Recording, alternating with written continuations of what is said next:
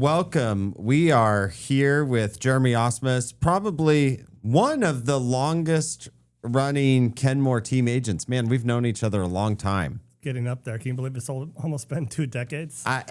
Yeah, it's crazy. We're getting older. And also one of the only people in my life that I know who on weekends has been known to herd buffalo on an ATV.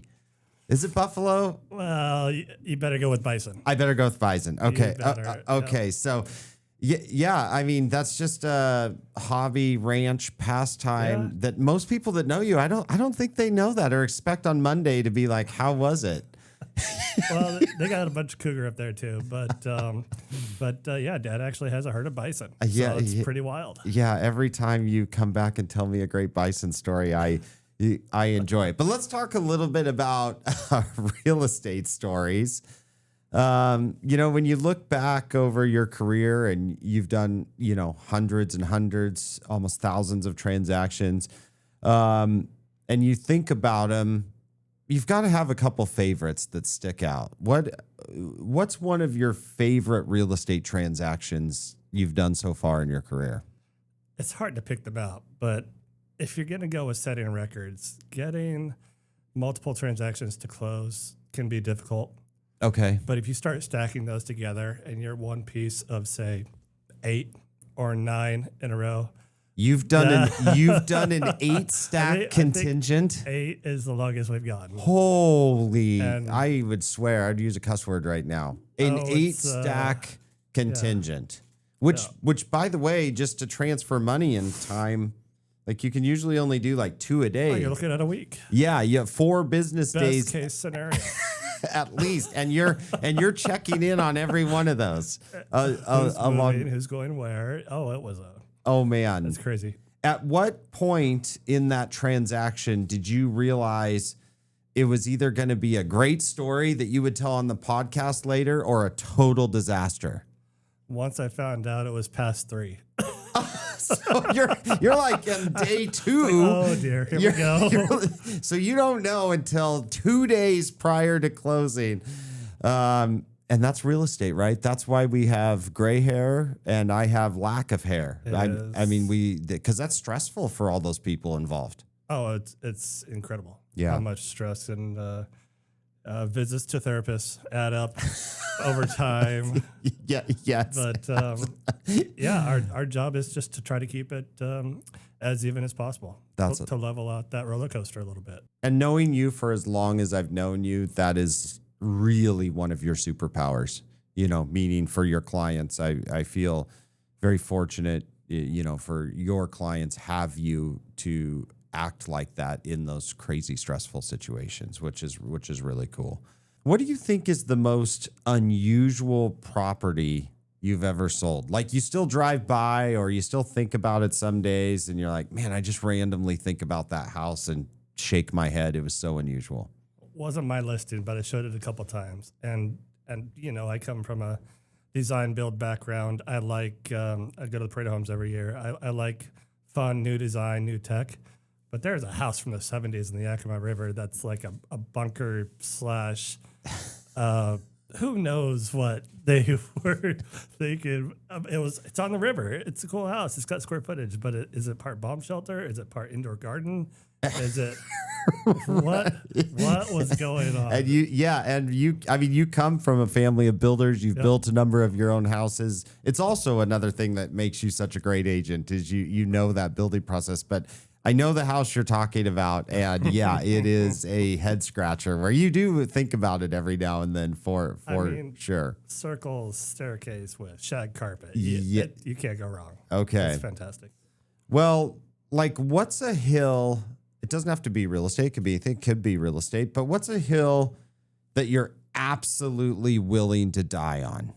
Like I always tell people, for example, like mine's pineapple on pizza. Like it's the thing. We can't be friends. I know, right? So like that's a hill you're not. So outside of that, like what is the hill in your life or with you have or something you do that you're absolutely willing to die on? Initially, I was just thinking real estate on that one. It's just whatever's best for the client. It could be staying in the transaction. It could be getting out of the transaction. Don't feel comfortable after the inspection. It's the client is the hill that I'm going to protect. Dang, man. You're going to make me tear up a little bit here. That is beautiful. For people that know real estate, that is absolutely beautiful and so important, because sometimes clients need out of a deal, and they ask you what protections do they have. That could be the best thing for them. Sometimes they need a certain dollar amount and, to move forward because it's what works for their family or budget. That's a really good one. I absolutely love that one. And then what's a movie or show that you could just rewatch forever and never get tired of? Whenever you get to ask that question, you start thinking about movies. I don't know. Maybe I go with Braveheart. That's yeah. Braveheart and Gladiator are just classics. Like if you're scrolling tough. through TV, old school, where TV was Right. actually broadcasted and you see it on, you have to stop. You do. Yeah, like regardless of There are what so section. many great scenes. But Princess Bride is another one. There's so many lines from that. That's kid friendly. So that's good. There's so many lines from that. Okay. What would you say is the most creative, very legal solution that you've ever done to get a deal done before? There's always a way. And it's usually different every single time. I can't think about the most creative one that I would tell you. Or that you don't want to tell me. Okay, yeah, because I did say legal, but don't investigate too much. Okay. Not illegal. Yes. But there's gray areas. There's things you do. Yep. Yeah. You just get things done, and you end up, worst case scenario, being a mover. But Yeah. you just end up wearing the hat that needs to be worn on that day. Yeah, no, I totally understand. There's different things that pop up all the time. And I remember, I've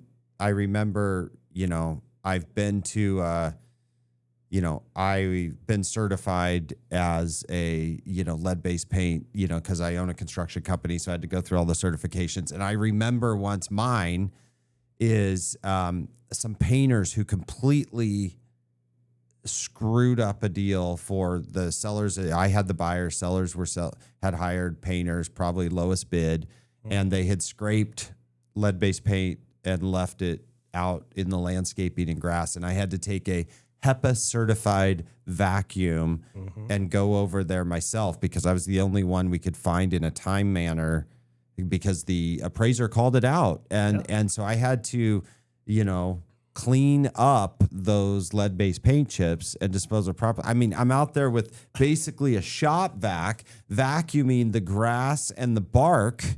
That reminds me of 2 years ago. The